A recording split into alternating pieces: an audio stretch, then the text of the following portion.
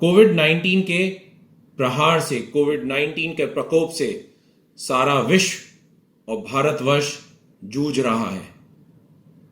सारे विश्व की और भारतवर्ष की अर्थव्यवस्था उथल पुथल हो गई है।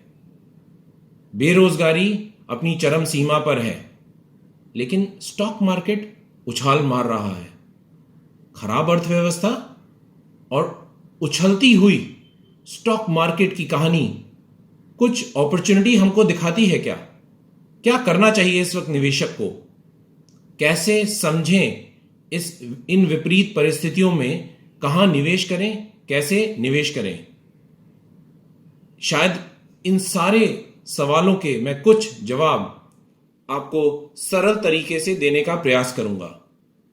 सबसे पहला चीज, निफ्टी ऑलरेडी 9250 क्रॉस कर चुकी है, 9200 क्रॉस कर चुकी है। कहां तक खींचेगी ये निफ्टी?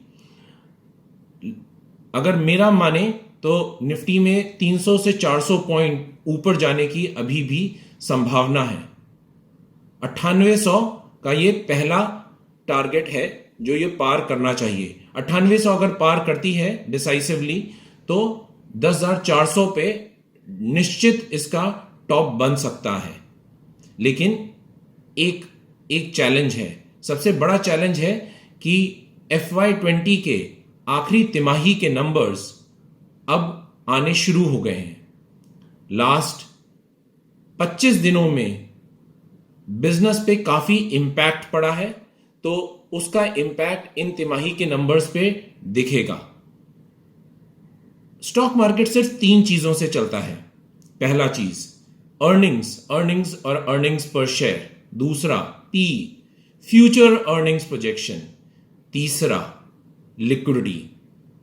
अर्निंग्स और फ्यूचर अर्निंग्स पे डेफिनेटली दबाव पड़ेगा, लेकिन लिक्विडिटी इतनी जबरदस्त है कि जिसकी वजह से यह स्टॉक मार्केट उछाल मार रहा है। मैं इसमें कुछ आंकड़े आपको प्रस्तुत करना चाहूंगा। 2008 में भारी मंदी आई थी, भारी अर्थव्यवस्था में उथल पुथल हुई थी। उसका कारण दूसरा था, लेकिन काफी प्रकोप था अर्थव्यवस्था पर। उस वक्त यूएस की जो इकॉनमी है करीब $14.5 ट्रिलियन थी, और उस वक्त 3 साल के अंतराल पे 2008, 2009, 2010 3 साल के बीच में $2.8 ट्रिलियन का स्टिमुलस पैकेज, प्रोत्साहन पैकेज यूएस गवर्नमेंट, फेड, उनके सेंट्रल बैंक ने मिलजुल करके दिया था। 2008 और 2009 के अगर शुरू के समय में पकड़ें तो करीब $1 ट्रिलियन का पैकेज दिया गया था। अगर आज बात करें तो यूएस की जो अर्थव्यवस्था है करीब $21 ट्रिलियन की है। ऑलरेडी डायरेक्टली या इनडायरेक्टली $6.6 ट्रिलियन की प्रोत्साहन रिलीफ पैकेज, स्टिमुलस, यूएस ने ऑलरेडी पंप कर दिया है। अगर विशेषज्ञों की माने तो ये आंकड़े बढ़ करके 6.6 ट्रिलियन से $10 ट्रिलियन तक जा सकते हैं। Almost 50% of the US economy आपको स्टिमुलस पैकेज के रूप में प्रस्तुत की जा सकती है। अब ये इतना सारा जो पैसा है ये जाएगा कहां? बहुत साधारण सी चीज है, जब इतना सारा पैसा सिस्टम में आता है और जब अर्थव्यवस्था में अस्थायी रूप से अस्थिरता आ जाती है, तब लोग नए धंधे, नए बिजनेस करने की चेष्टा नहीं करते। सबसे आसान तरीका है कि आप स्टॉक मार्केट में से जो बिजनेसेस अच्छे दामों पे मिल रहे हैं और जिनकी क्वालिटी अच्छी है, जो काफी सालों से कंसिस्टेंट रहे हैं, आप उनमें निवेश करने की चेष्टा करते हैं।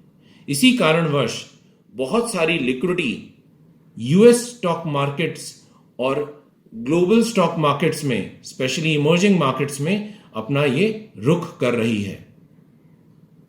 दूसरा प्रश्न लोगों के दिमाग में उठता है कि बॉटम निफ्टी का बन चुका है क्या?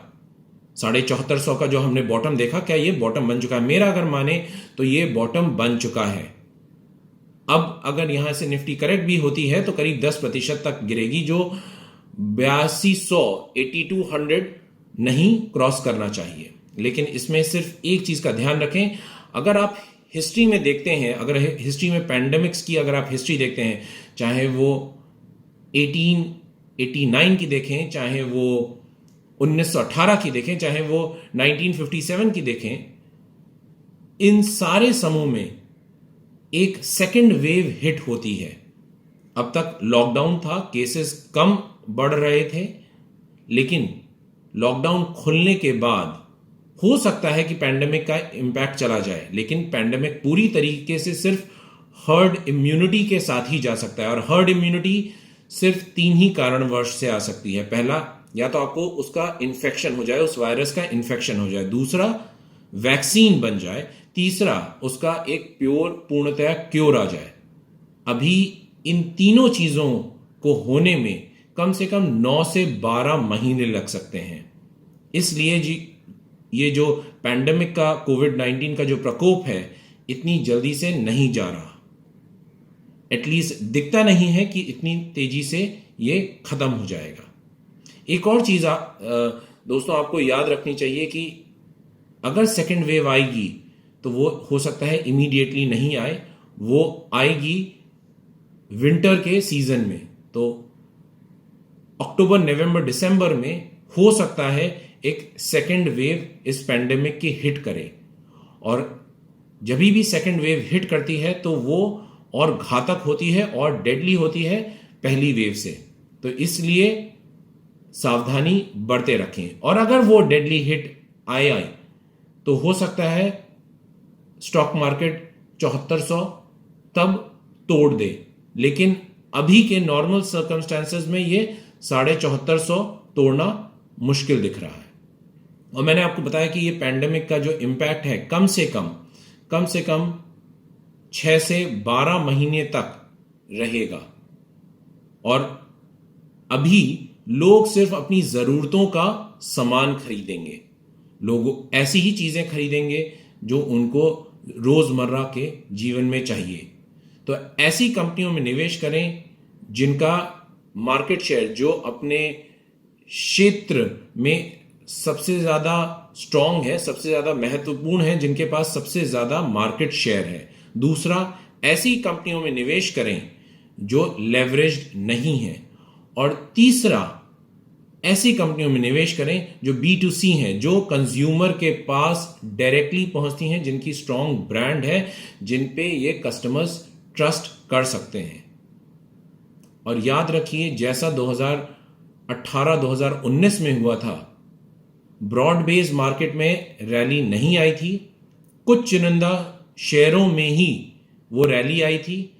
तो इसलिए ध्यान रखें कि इन शेयरों में ही निवेश करें, क्योंकि बाकी ब्रॉड बेस्ड रैली शायद मार्केट में नहीं आएगी। अगर मेरा माने, जिस हिसाब से लिक्विडिटी मार्केट में आ रही है, आपकी दिवाली जरूरी अच्छी मनेगी। हो सकता है आपको अच्छा रिटर्न्स दिवाली तक स्टॉक मार्केट में मिले, लेकिन कभी भी शेयर बाजार में 3 साल से कम के निवेश के बिना आपको नहीं उतरना चाहिए। कम से कम 3 साल का मन बना करके, 3 से 5 साल का मन बना करके ही शेयर बाजार में छलांग मारें।